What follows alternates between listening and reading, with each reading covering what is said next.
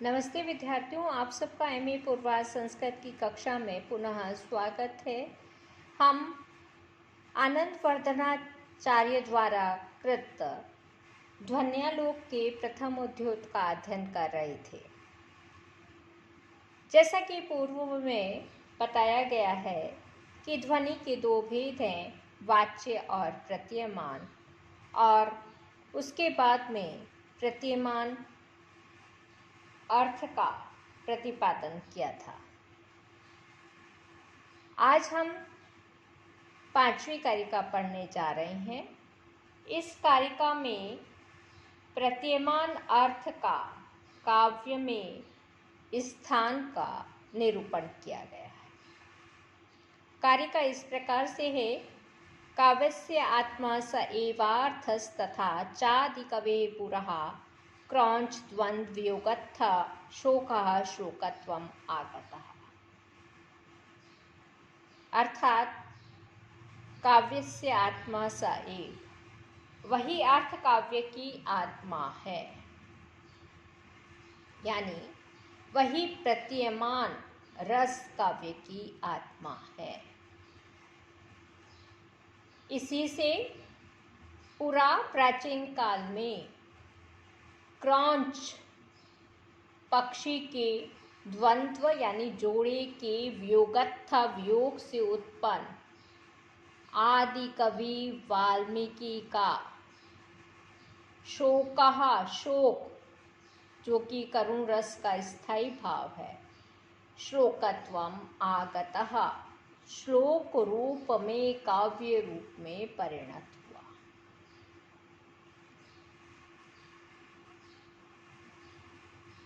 नाना प्रकार के शब्द, अर्थ और संगठना के प्रपंच से मनोहर काव्य का सारभूत आत्मा वही प्रतीयमान रस है। तभी निषाद के बाण से विद्ध किए गए और जो मृत्यु को प्राप्त हो गया था, उसके सहचरी के वियोग से कातर क्रौंच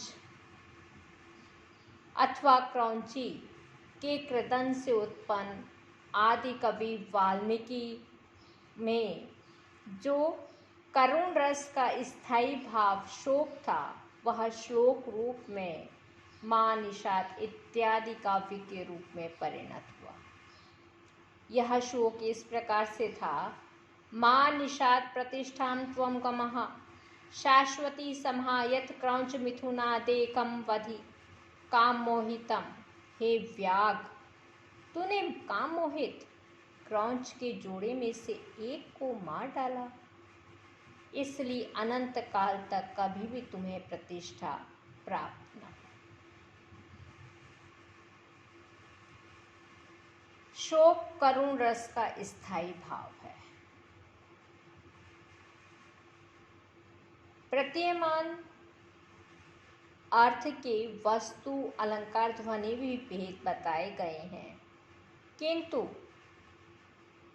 रस के प्राधान्य से रस भाव द्वारा ही यहाँ पर उसका ज्ञापन होता है।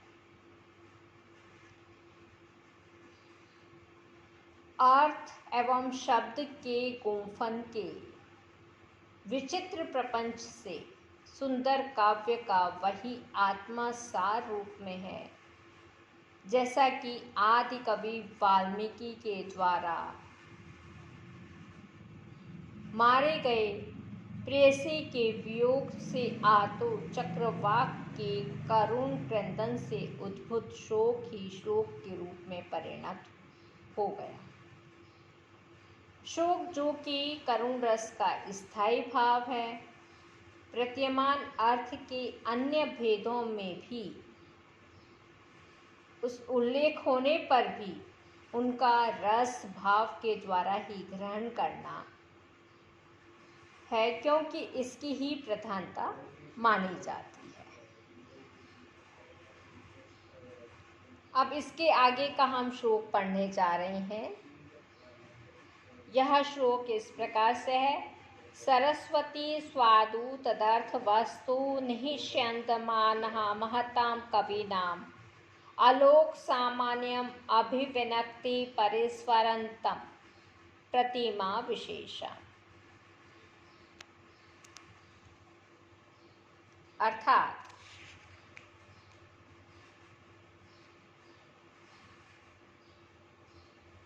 महाकवियों की उस आस्वाद में रस ध्वनि रूप अर्थ तत्व की परंपरा को प्रकाशित करने वाली लोक साधारण से एकदम भिन्न परिस्फुरता तथा स्वयं स्फुरित प्रतिभा विशेषम प्रतिभा के चमत्कार को व्यक्त करती है।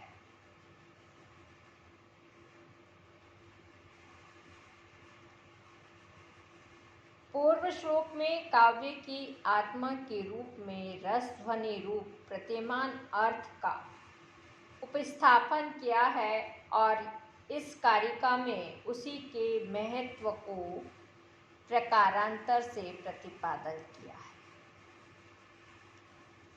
यहाँ पे ध्वनिकार आनंदवर्धनाचार्य कह रहे हैं कि उस आस्वाद में अर्थ तत्व को प्रवाहित करने वाली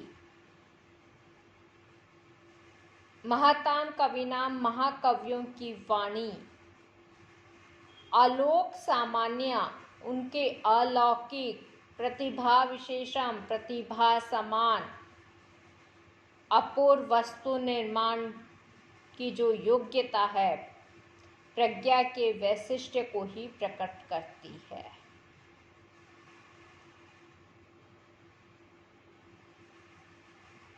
जिसके कारण अनेक कवि हुए हैं इस संसार में, पर यह वैशिष्ट्य कालिदास आदि 5-6 ही महाकवियों की काव्य में दिखाई देता है।